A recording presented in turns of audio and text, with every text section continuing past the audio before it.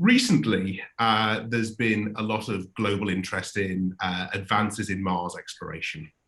And I can see that you have a real passion for this. Even your WeChat ID refers to space travel with its Turn Mars Green strapline. What role is XAG playing in China's mission to Mars? Yes, my father was a pilot when I was little. So the sky is always, a dream to me. I always thought one day I should fly with my father, or even I fly higher. Higher means fly into the space. I look up to the sky every time I think, we should do something to bring, bring our generation to a more positive level, that people can solve more and more problems our previous generation left to us. Right? So this is my dreams when I was a boy. And later on, when we started the company, we found out how important a vision or a mission to a company, to a team, because you have different thoughts, different ideas, different perspective, different cultural background in the company. You have to unite their ideas into one, and then make them into a product that can solve reality problems in the reality. I think the Mars program to XAG is that goal. We remember in the 1970s when we had the Cold War between the Soviet Union and the United States. The problem looks unsolvable, but when people, flew a person onto the moon, suddenly we thought, okay, we can do something together. We can cooperate internationally and to explore farther space. The same thing in the company. We are designing drones and robots. We are developing the farm management softwares and platforms. It's all small, very, very small aspects compared with the mission to Mars.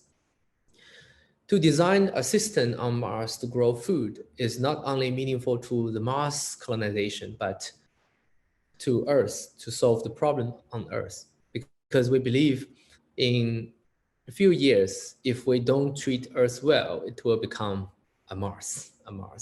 So to develop technology that can grow food on Mars will help us to develop technology on Earth. That's why we set the Mars project as our moonshot project. And this really gave us a passion, inspired our team of engineers at XAG to do more crazy stuff, crazy thinking. That free thinking is what's brought you here so far. So having this moonshot objective seems like a very sensible way. And of course, I look forward to seeing the trickle down of that technology from your developments into the mainstream products, which will, of course, as you say, impact everyone's life in food production here. I have to ask is, before we go, can you give me an insight into any of the exciting developments that XAG have got planned for us this year? Because we're very interested in that. Okay, now this is the exciting part. I have to be careful on that because I don't want to have a new product release event here. it will come later this year. But yes, if you think about the technologies we have today, the drones and the robots we released today, they are just like babies, right? If you think about how to operate crop spraying drone, you have to carry it to the field. You have to feed it with chemicals, batteries, and data. And you have to guide it where to fly, how to spray, everything you have to teach this baby to do. Even though it is becoming more and more efficient compared with the traditional tools farmers use, but still, it's a baby. You have to carry it, transport it. Lot of labor involved in the whole production still. But if you really want to make the future of farming fully autonomous, you need to make them grow into a more matured and more self-regulated, self-maintained robots. The next stage for XAG is to make the drones and the robots much more autonomous, much more self-controlled. Basically, it will become a station in the field in the future. A farmer only need to subscribe to our services or our service providers' services, and they only need to set up the orders, requests, and the drones, the robots will do all the jobs automatically. That's one direction. The second one is actually, in order to make this thing happen, make this fully autonomous farm working, you really need to digitize the whole rural area, the whole villages, every farm. Now, digitalization has been a very successful case for the manufacturing industries. The factories can really achieve higher production and the production, standardization is because we are using robots and the softwares to produce products.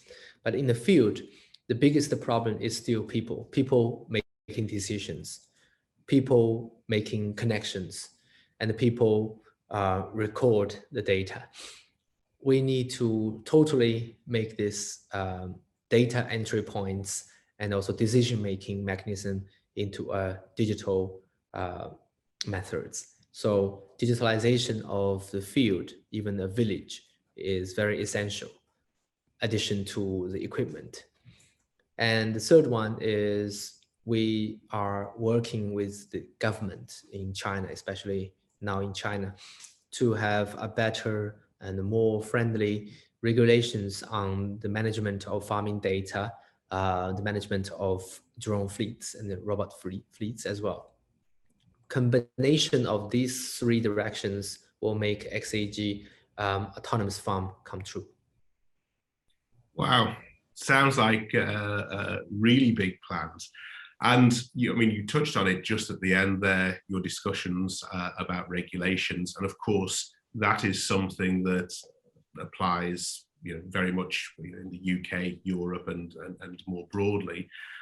So it'll be very interesting to follow your example, to follow China's lead in this, and to see how perhaps we can adapt and adopt your ideas, because what you talk about there about educating your children to become mature, that seems like a very durable and sensible way to develop this. So I'm excited for the future and can't wait to see it.